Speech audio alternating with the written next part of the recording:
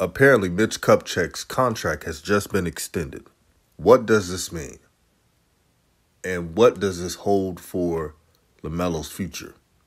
Oh, this is about to be a good one, and I'll chime in.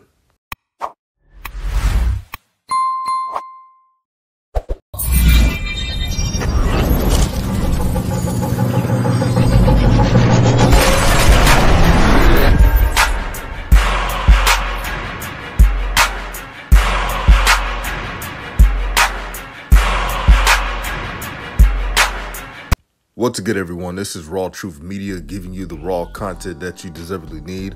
Please like and share this video throughout all social media platforms. All praise to the Most High. So Mitch Kupchak had a lot to say. And he did mention that he's looking forward to speaking with Miles Bridges on a long-term contract that has to be addressed.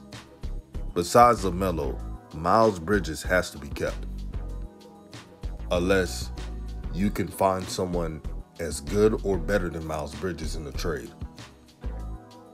But you have to keep him. Now, what he lost me on, and this is nothing against Terry Rozier talent-wise, but when he said that we're trying to build this team around Lamelo, Miles Bridges, he had those two right, and Terry Rozier. He had that flat wrong. You don't build this team around Terry Rozier. Terry Rozier is a microwave scorer, meaning he's all about taking his shots and his shots only. He doesn't play defense. It's like he doesn't even give effort on defense because all of his energy is reserved for the offensive end. That is a fact. There's not one thing I said that was a lie. Go look at the film. This is the reason why I would rather have the Hornets select a shooting guard. Not select, but trade for a shooting guard. I know we got Bouknight.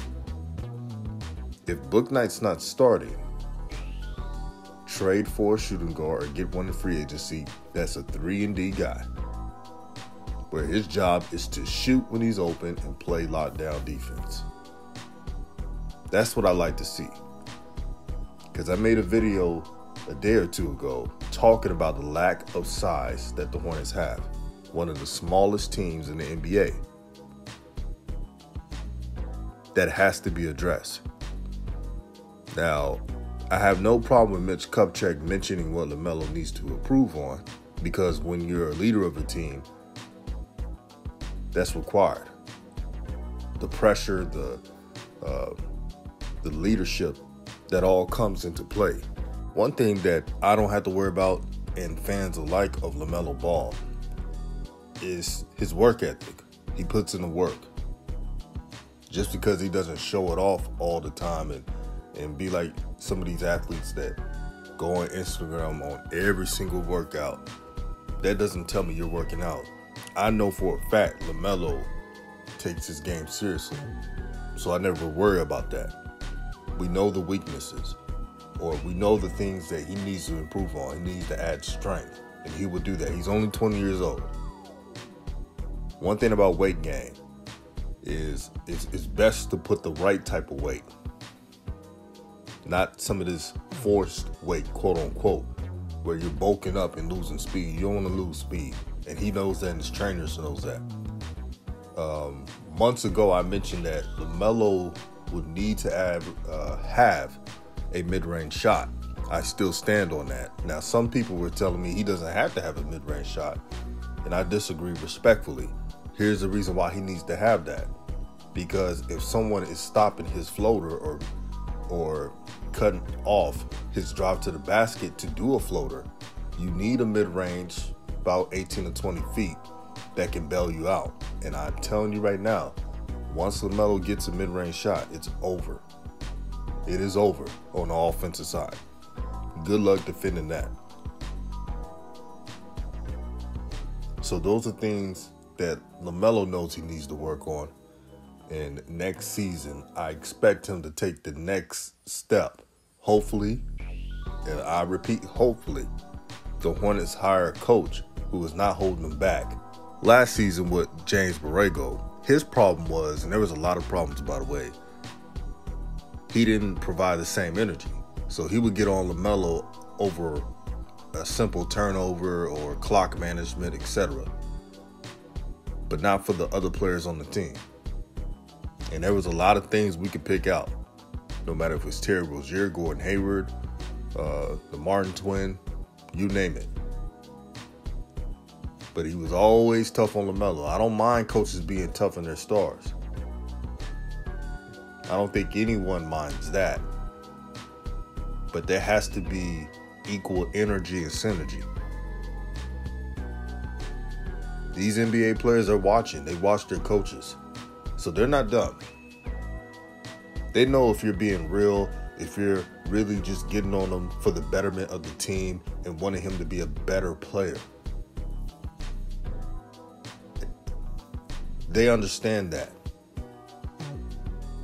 So the next coach of the Hornets needs to be a proven winner. And if he's not a proven winner, he's got to be an innovator. He's got to be one of those rising coaches.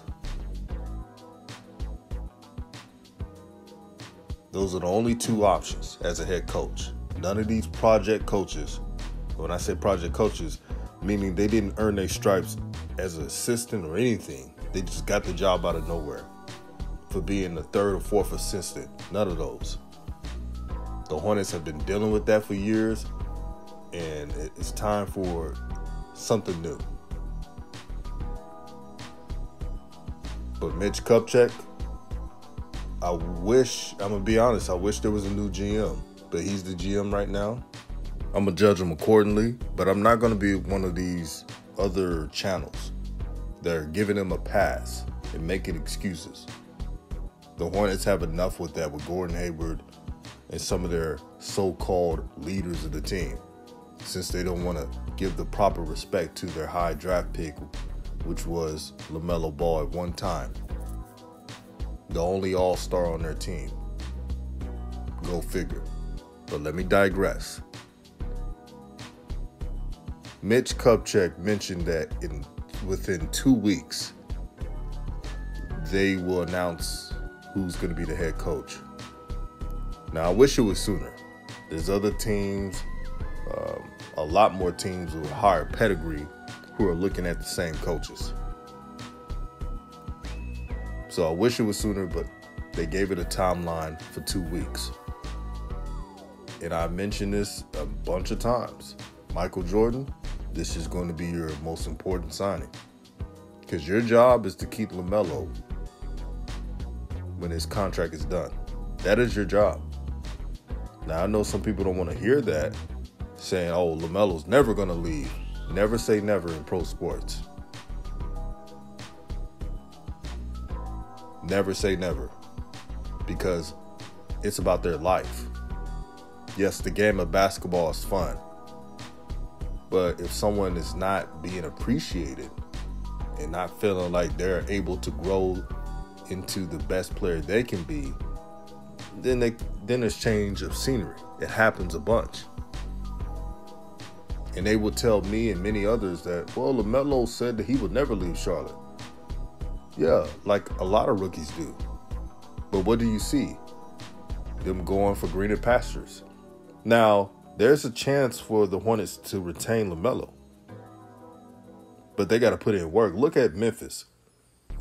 If Ja Morant stays in Memphis his whole career, I would not be surprised. Look what they've done for him. They've built a roster around him. There's not a bunch of ego on the team. There's not all that my turn basketball that we've seen on the Hornets. It's identity, it's toughness, it's grit. They don't have too many games where they're giving up 130, 140 points. They have a coach who has a vision for the whole squad. That's what I'm talking about. That's what I want the Hornets to be. If the Hornets could just look at the Memphis model, maybe they can get out of that playing game situation where they get their butts kicked every time. But we'll see what happens. So as you heard, Mitch Kupchak signed an extension. He's still the GM. This will be an interesting year. That's all I can say. And yes, I will still call Mitch Kupchak Mitch Cupcake. Shout out to the Honorable Coach Joe.